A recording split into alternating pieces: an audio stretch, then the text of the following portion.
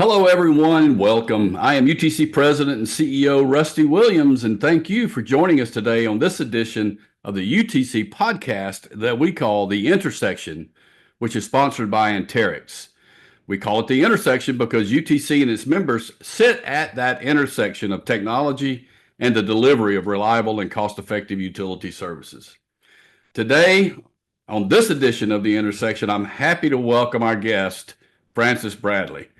Francis is the president and CEO of Electricity Canada, which represents and advocates for the principal companies in the direct value chain of Canadian electricity. Francis, it's great to have you with us today on this episode of The Intersection. Well, the old saying, turnabout is fair play. I had the pleasure of welcoming you on my podcast, the Flux Capacitor, just a couple of months ago. I will always think of you, Rusty, as episode 110. 110. Just call me that. Just call me that.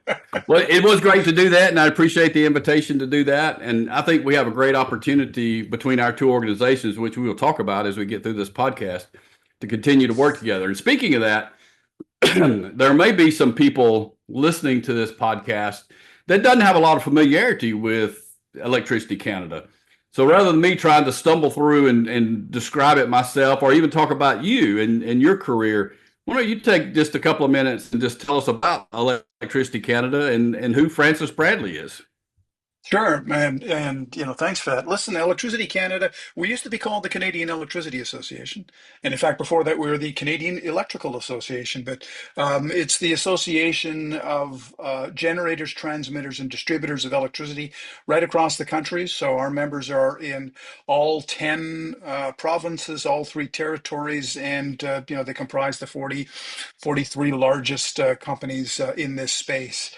I've been in the energy space for 4 decades. I started in oil and gas, but I did spend the bulk of my time in electricity here at Electricity Canada and the predecessor organizations.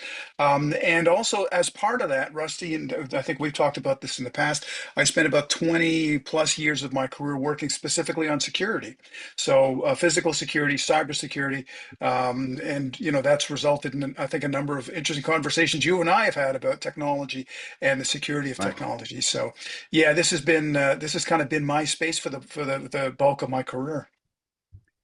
So, I mean, if you put it into one sentence, 10 words or less or whatever, the mission of Electricity Canada, what's your elevator speech for, what your organization does?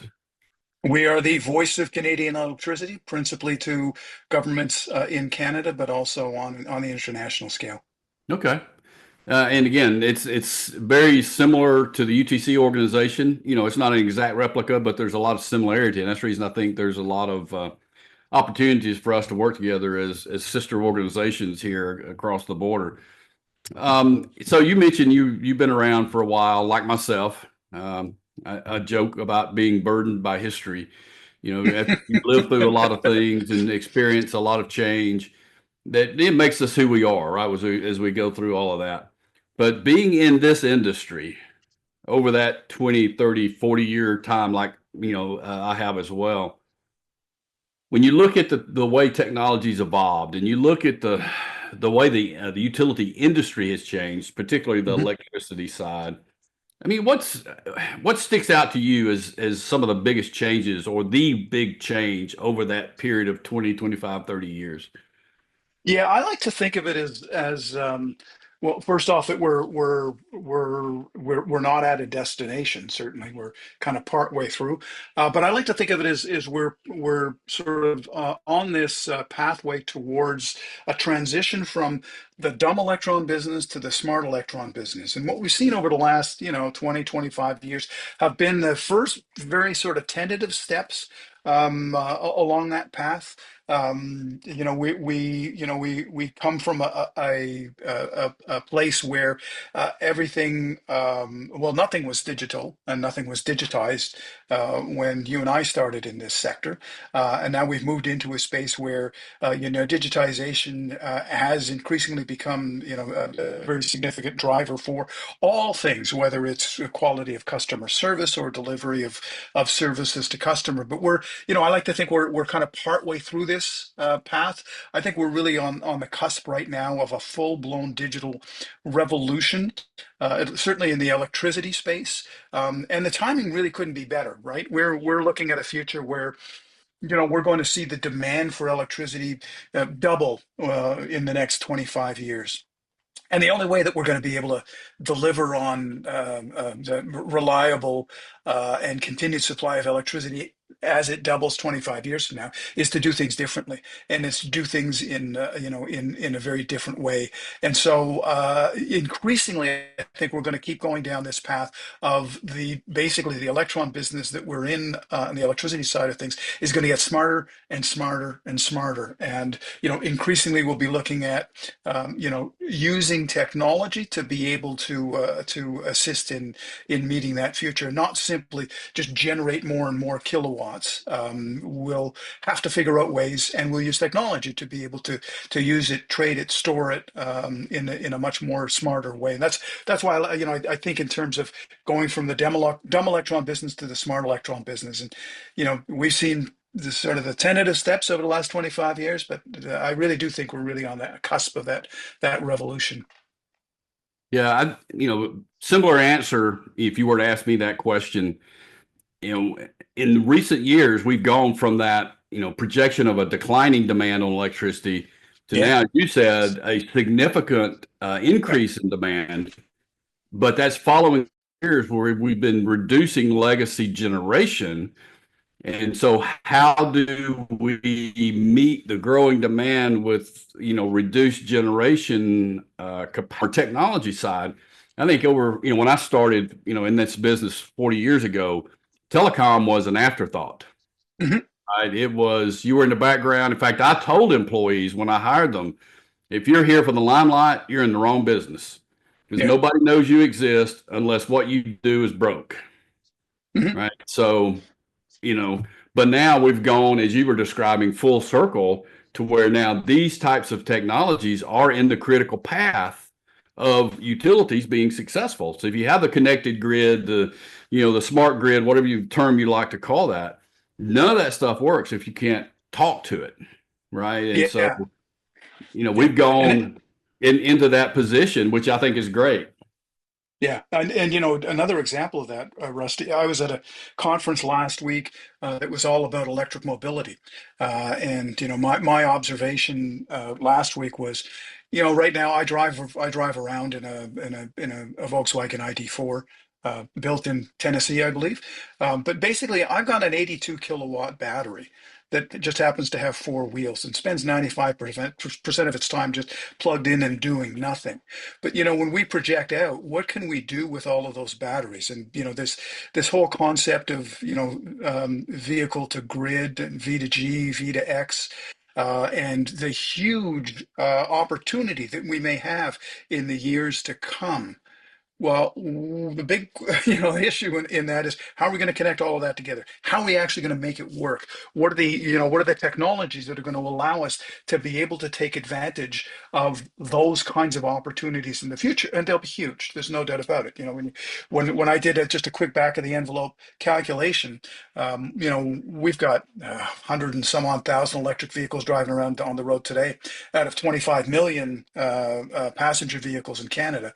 When we hit 5 million, the kilowatt capacity of all of those cars driving around will be equivalent to the entire generating capacity of the entire country. Hmm. So if you can tap into that, that's a huge opportunity. But the only way we're going to be able to tap into that is if we, make the most of the technologies that are available to us and then figure out how we can tie it all together. So what kind of a role does Electricity Canada play to address that? When you think about what your organization does day in and day out, how do you help try to meet that need that you just described? Yeah, and so much like any other issue that we deal with, there's sort of two sides to it. One side is what we do with the membership and how we use the power of the collective of the membership through best practices, do research and study to figure out how this is going to work, and how we can work with other partners. And then the other side of that is what do we need beyond that? What do we need out of regulation? regulation? What do we need out of legislation? Are the regulations under which the sector is operating, is it, I like to think of it as a bit of a spectrum. On one side of the spectrum, your regulation is a barrier to actual progress. The other end of the spectrum is an enabler.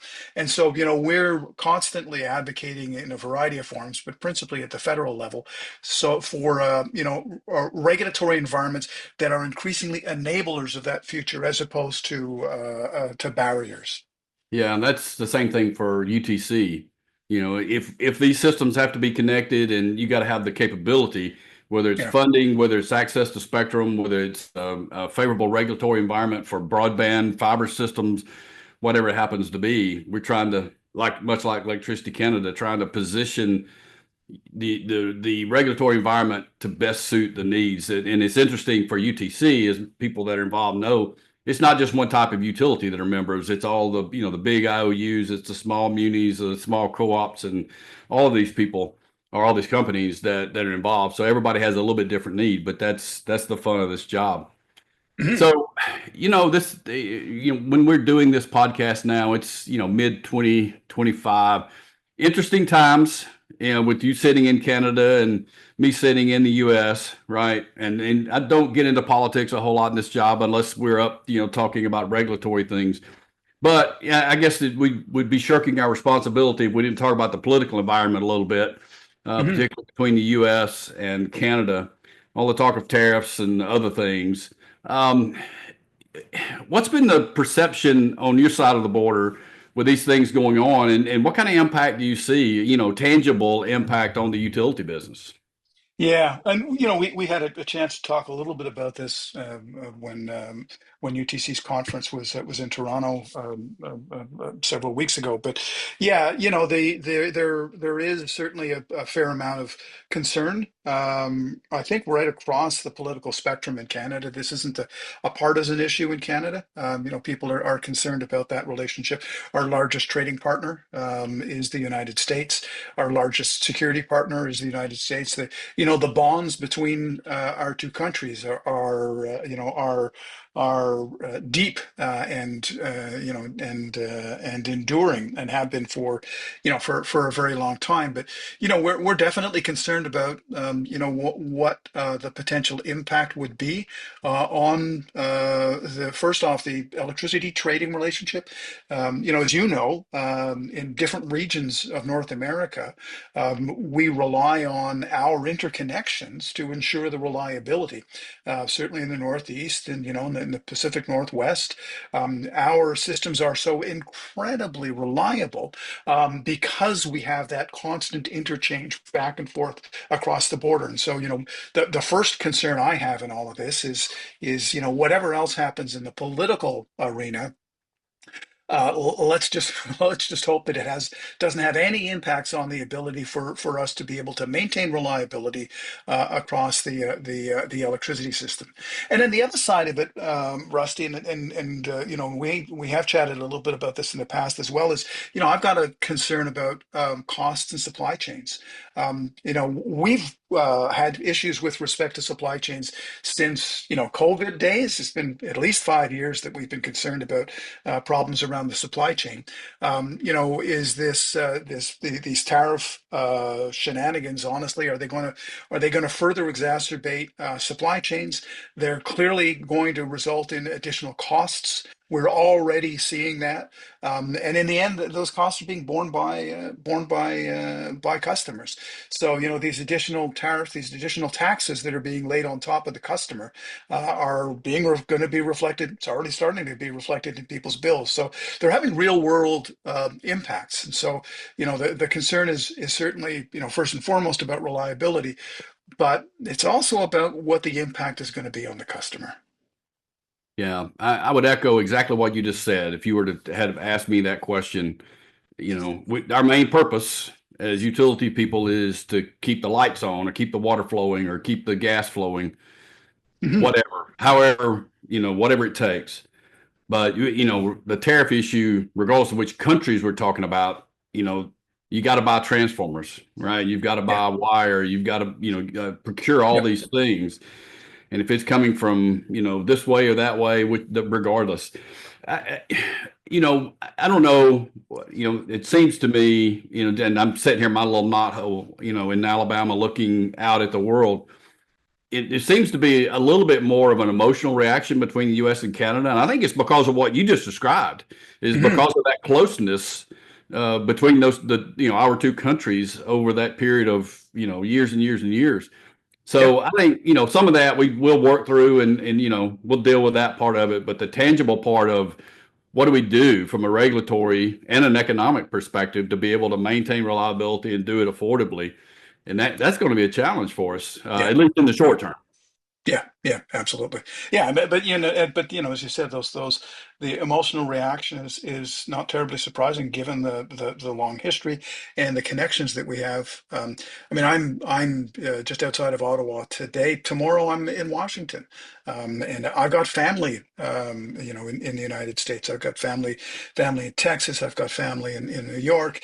I spend Thanksgiving every year in American Thanksgiving in the United States. So, there are millions of Americans and Canadians that have family connections back and forth across the border. So it isn't terribly surprising that the reaction would be an emotional one as well as just the basic concerns that you and I have with respect to the business that we're in, and whether or not there will be impacts on customers and reliability and costs. Yeah, we've actually seen some of that in UTC because we do have Canadian utility members that are members of UTC as well. Yep. And there's been some of that, but we were in Toronto a few weeks Mhm. ago. We talked to several of them about some of those kind of issues. So hopefully all that works out, and we all get what we need in the end, or something close to what we need. Yep. Okay, well, that's enough of the political stuff. Let's talk a little bit about something completely different, non-technical, non-political. Just a few questions. Throw them out. See what you think. Okay. Um, so when I think of Canada, I think of certain foods, right? So what's your favorite food that would be, people would look at and go, you know what, that's Canadian. What's your favorite food? That's a tough one. Honestly, there's a lot to choose from. From pickerel cheeks to poutine to beaver tails to pudding chomar. But I would have to land on what is a Newfoundland specialty. There's nothing like it when you're in a pub in St. John's, and that would be cod tongue. Cod tongue. All right. Cod tongue. Nothing like cod tongue in a pub in St. John's with a pint of beer. Okay. I can honestly say I've never had cod tongue before, but I'll have to put that on my list. For me, it's anything maple. Oh, there you go. Yeah. Yeah. Whatever you can do with maple syrup, then I'm good with that. So when you're not eating Canadian, then when you're not eating your poutine and your ketchup chips, then what's your favorite non-Canadian cuisine? Well, I grew up in an Italian neighborhood in Montreal, so it's absolutely Italian. Even to this day, that is my go-to. Just about anything that would be considered an Italian dish, I will devour. Yeah, that's same for me. My Mhm. wife and I search out good Italian food, and you can find it in this part of the world, but we Mhm. love that as well. All right, so I may be getting into the same territory here as politics and religion, but I ask you about your favorite hockey team, your Canadian hockey favorites. We're deep into the NHL playoffs. We're in the semis. I think there's one Canadian team still left Yep. in the playoffs, but Yep. regardless of that, what's your favorite Canadian team? Well, I mentioned I grew up in Montreal, so it is absolutely got to be the Montreal Canadiens. They didn't make it very deep in the playoffs this year, but I've been cheering for that team all my life, and I will continue to do so. So, what's the Canadian view of all these teams in the U.S., particularly the South, the teams that have moved into the South, into Florida? The Carolinas Hurricanes and the Nashville Predators, and who's in Florida, the Panthers and Panthers, yep, the Lightning, and yep. so what's the Canadian view of all these teams being successful that are way in the deep South of the U.S.? Well, it's a bit of a funny thing. Of course, a lot of those. players on those teams are originally from Canada. But you know Right. what? This is actually nothing new, right? Back before expansion, back when it was the original six, and people talk about, oh, the golden days of hockey. Well, if you actually stop for a minute, the original six, well, four of those six teams were in the United States. There was just Montreal and Toronto were the only Canadian teams back in the days of the original six, and those American teams there was a great deal of success in Boston and Chicago and Detroit and New York. So yeah, I mean this is not sort of new. It's kind of back to the future, but we always, I think, tend in a lot of ways to think of the past and see it through sort of rose-colored glasses. But there was always been two-thirds of the team have been in the United Well, States that's because, true. right? Because that's where the population is, and there's a lot of fans. So and then you mentioned Florida. There's an awful lot of Canadians who summer Yeah, in and Florida, that's a good right? thing. Yeah, absolutely. Yeah, you hit on one of my favorite sayings or thoughts is the good old days were never really that good. We Yeah, just think of them fondly, right? yeah. Is your favorite player, all-time hockey player? It would have to be Jean Béliveau from the Montreal Canadiens. So he was still playing when I was a kid. A lot of people will say that Rocket Richard was the greatest, but I never got to see him play. But I did get to see Jean Béliveau play, and he stayed connected to the game as an ambassador until his final days. So even when he stopped playing, he would be there in the stands every single game. So he was regarded as a true gentleman of the sport. Yeah, I think I'd have to say Gretzky from my Mhm. perspective. So what's your favorite vacation? You a beach guy, lake guy, mountain guy, something else? It would be something else. In the summer, we vacation in the Gaspésie region of Quebec, a little forlorn piece of shore where there's nobody around except seals that sun themselves on the rocks. My dog barks at the seals bark at the dog, and Hmm. the food is great. It's fresh fish and seafood from the region. So what's the one thing in America that's popular that you just don't get? Why is Yeah, everybody in the U.S. so crazy over something? I mentioned earlier that I have family in the U.S. And often will spend Thanksgiving with my brother in New York. And I got to say, Thanksgiving and all of the rituals around Thanksgiving are like, I just don't get that. Everywhere else in the world, like the big holiday is usually Christmas or New Year's or something else. Whereas, like the big celebration in the United States seems to be, like Black Friday, the Thanksgiving Thursday and Black Friday, and Yeah, that I just don't get that. The big family vacation is the one where you get together just so you can shop the next day. yeah, that's true. Black Friday has sort of changed its tenor in over the last 10 or 15 years with all the online shopping, but it is still a thing for Yeah, sure. All right, well, yeah. I appreciate that. I appreciate those quick questions and answers. So last question as we get toward the end.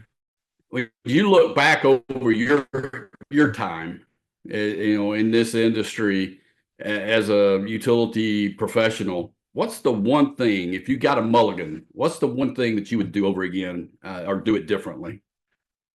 Yeah, that's a really good question. And so I've got to say that, on I kind of don't really have any. I've been incredibly lucky, but when I think about it, I benefited from some absolutely fantastic mentors throughout my career. So, if anything, what I would have as a redo is to go back and spend more time with some of those mentors, those that are no longer with us, and really treasure the time even more than I treasured it with them. Yeah, that's great. I think for me, the one thing that I learned later in my career was the value of relationships. Oh yeah. I think I saw relationships as a negative thing early in my career. You know, it was all about who you knew or you're schmoozing or whatever. But in fact, it's right the opposite. If you get to know people and you learn from them, as you just said, as a mentor, and you can leverage their experiences, Yep. and all of that. So being able to find those people, develop those relationships. And one of my mantras, I had a guy I've known for a long time. One of his favorite things to say is, one of the best things you can do is introduce your friends to your friends. Yeah. Yeah. And to me, that's the heart of relationships, is being able to do that. So, as we wind down our time today, Francis, I appreciate you being here, talking with us. And I do want to kind of put it out publicly that I think there's a great opportunity between Electricity Canada and UTC to continue to work together, for the Canadian members specifically, but for the industry as a whole, to make this, the industry better. As you said, we had our first, our rekindled UTC Canada conference a few weeks ago, and it was a great conference. We had Mhm. a attendance. There was a lot of buzz from both the utility representatives as well as our what we call associate members, the suppliers. Yep. And the walking away, everyone said, "Hey, this has been great. We want to do this again." So we're looking forward to doing that. But again, I want to say thank you to you for helping out, and I look forward to continuing to work together as two big bodies in this industry. Yeah, it was terrific to have been able to participate in that event. It was great to, to have the community together. And I really did appreciate the not just the sessions themselves, but as you mentioned a couple of minutes ago, the relationships. Mhm. And these events all give us that opportunity to, to further the relationships. And so, I really appreciated that as well for your event. Yeah. Well, great. Well, I appreciate you doing that and participating in that event as well as helping me out here today. Well, that will do it for this edition of the UTC podcast that we call The Intersection, which is sponsored by Anterix. I hope you'll subscribe to the podcast and be on the lookout for our future monthly episodes. I hope that everyone has a great day. In the dynamic world of private LTE networks for utilities, it's all about a collective approach toward grid modernization solutions. Together with our 100-plus member ecosystem and the Utility Strategic Advisory Board, we're de-risking private LTE investments. We're not just providing solutions, we're pioneering a cleaner, safer, more affordable, and secure energy future through 900 megahertz powered private LTE networks. By joining us, you're part of a force driving innovation, accelerating returns, and future-proofing the entire ecosystem. It's more than spectrum. It's about evolving together. Don't miss out. Embrace the power of collective action, ensuring a sustainable utility private LTE evolution. To learn more, visit Anterix.com.